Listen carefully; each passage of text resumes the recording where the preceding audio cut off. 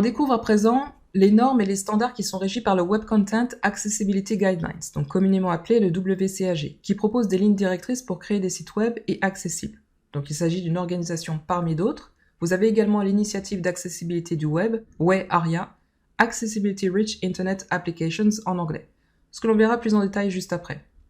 Vous avez également le HTML sémantique, donc ce sont les balises HTML qui sont sémantiques et qui permettent de segmenter en portions le contenu de votre page web. Et donc l'ensemble de ces initiatives et groupes de travail ont pour but commun de fournir la meilleure expérience du web pour tous les utilisateurs. Découvrons plus en détail les directives pour l'accessibilité du web, communément appelées WCAG, qui régit les normes et documents techniques développés au niveau international dans le but de créer un ensemble unique de lignes directrices reconnues par les organisations et les individus du monde entier.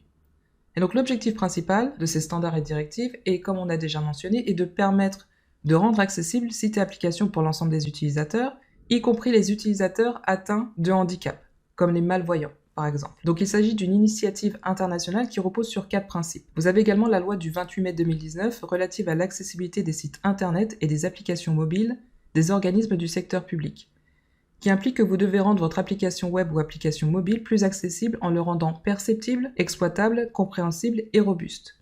Voyons plus en détail ces 4 principes. Perceptible, donc il s'agit de l'information et des composants de l'interface utilisateur qui doivent être perceptibles, c'est-à-dire qu'ils doivent être présentés à l'utilisateur de façon à ce qu'on puisse les percevoir. Exemple, en proposant des équivalents ou des alternatives textuelles. Exemple de l'image qui propose du texte alternatif si l'image n'est pas perceptible, avec l'attribut alt, que vous connaissez certainement déjà.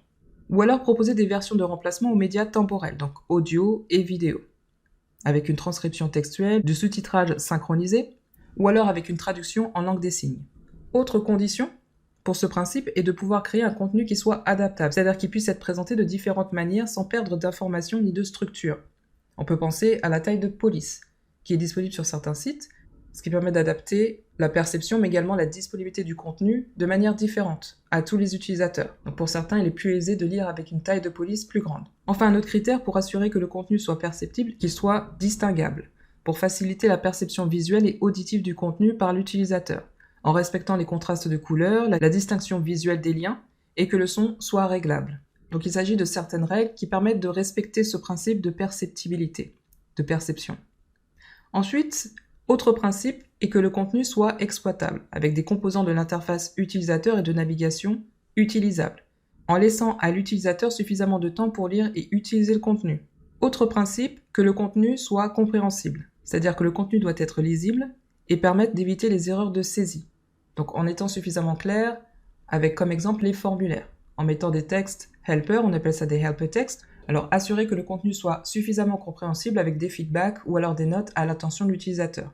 Dernier principe qui doit être respecté est que le contenu doit être robuste, c'est-à-dire que le contenu doit être suffisamment robuste pour être interprété de manière fiable par une large variété d'agents utilisateurs, y compris les technologies d'assistance. Cela doit se traduire par le fait d'optimiser la compatibilité avec les agents utilisateurs actuels et les futures technologies d'assistance. Il existe 3 niveaux de conformité aux directives d'accessibilité du contenu web. A représentant le niveau minimum, AA inclut les exigences du niveau A, avec des critères d'acceptance de conformité supplémentaires. Il s'agit du niveau qui s'applique à beaucoup d'organisations.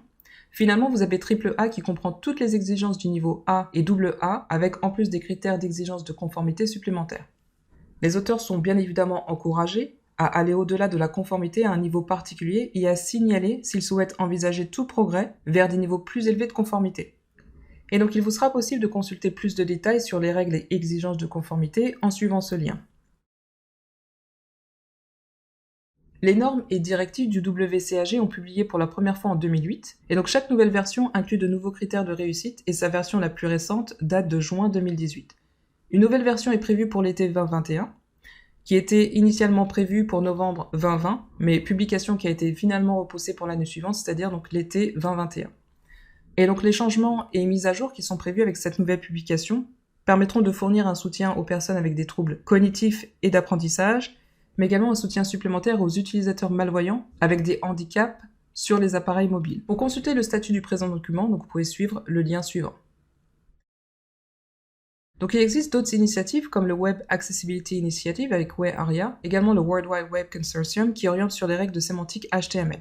On découvre plus de détails dans les vidéos suivantes.